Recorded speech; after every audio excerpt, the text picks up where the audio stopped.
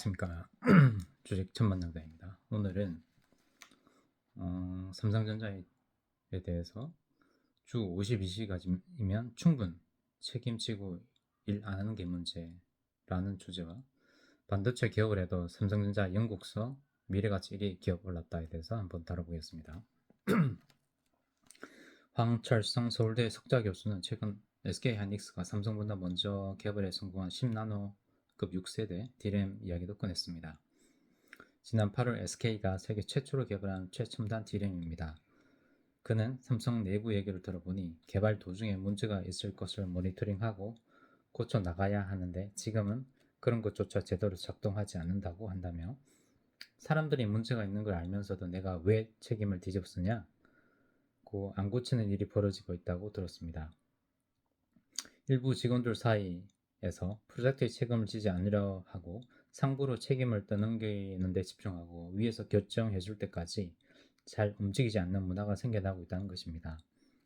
황 교수는 예전엔 엔지니어들에게 죽이 되든 밥이 되든 한번 해보라고 맡기는 문화였다면 지금은 그런 자유가 많이 사라지고 부장들에게도 실권이 많지 않다고 들었다며 수년 전부터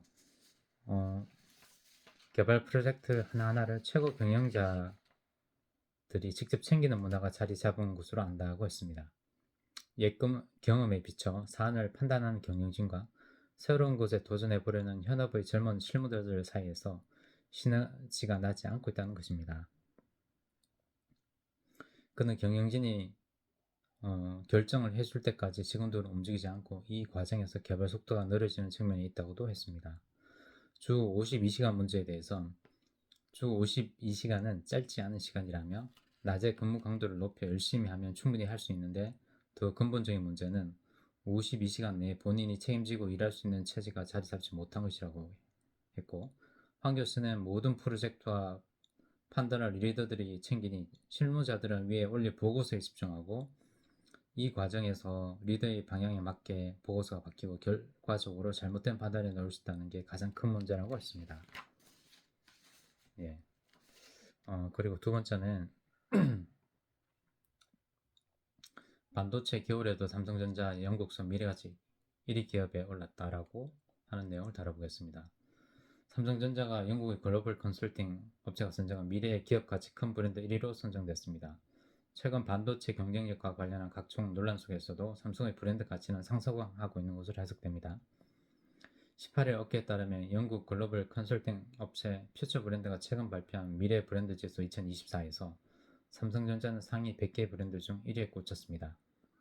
이번 조사는 브랜드 인식 강도를 기준으로 세계 시가총액 상위 100개 기업을 대상으로 진행했으며 3,000명 이상의 전문가 인터뷰를 통해 혁신과 진정성, 영감, 웰빙, 프리미엄 등 18가지 요소를 평가했습니다. 삼성전자는 2014년 첫 조사에서 5위로 시작했다가 2016년과 2020년에 각각 3위까지 올랐습니다. 그러다가 2021년 13위, 2022년 11위로 하락했으나 2023년 5위로 재반등한 이후 이번 조사에서는 드디어 1위를 기록했습니다.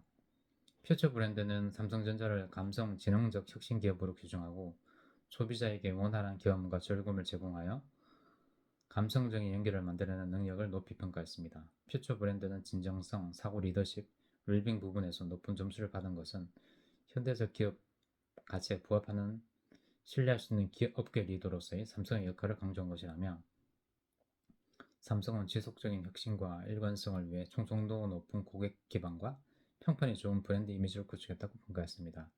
반면 지난해 조사에서 1위를 했던 애플은 이번 조사에서 2단계 하락해 3위를 기록했고 세계 1위 반도체 노광장비 업체인 네덜란드 ASML이 지난해 9위에서 올해 5위로 뛰어올랐고 1위 파운드리 업체인 대만 TSMC는 지난해 4위에서 올해 9위로 내려갔습니다. 이 밖에 미국의 반도체 장비 기업 어플라이드 머티리얼즈가 13위로 신규 진입했고 마이크로소프트는 14위, 인텔은 17위를 각각 기록했습니다. 예, 결론적으로 다시 한번 요약해보자면 삼성전자는 결국은 모든 조직이 관료화됐다는 것이 보여지고 있고 경영진이 어떤 결정을 해줄 때까지 직원들을 움직이지 않고 이 과정에서 개발 속도가 느려지는 점 참 큰 문제고요. 두 번째는 가장 큰 문제는 모든 프로젝트와 모든 판단을 리더들이 챙기고 있어서 실무자들을 위해 올릴 보고서에 집중하고, 이 보고서 큰 문제입니다. 그리고 이 과정에서의 리더의 방향에 맞게, 입맛에 맞게 보고서가 바뀌고 결과적으로 잘못된 판단이 나오는 것이 현재 삼성의 문제라고 생각됩니다. 아무튼 삼성 다시 한번 재혁신해서 다시 한번 반등하는 삼성의 모습을 보여줬으면 좋겠습니다. 그리고 이번에 그 영국 컨설팅 업체 퓨처 브랜드 조사한 브랜드에서 삼성이 원래 1위를 차지한 것에 대해서 다시 한번 축하를 드리고, 이 1위를 계기로서 삼성이 지속적인 혁신과 일관성을 유지해서 충성도 높은 고객 기반과 평판이 좋은 브랜드 이미지를 다시 한번 재살려 혁신을 했으면 좋겠습니다. 이상으로 주식 천만장자였습니다. 감사합니다.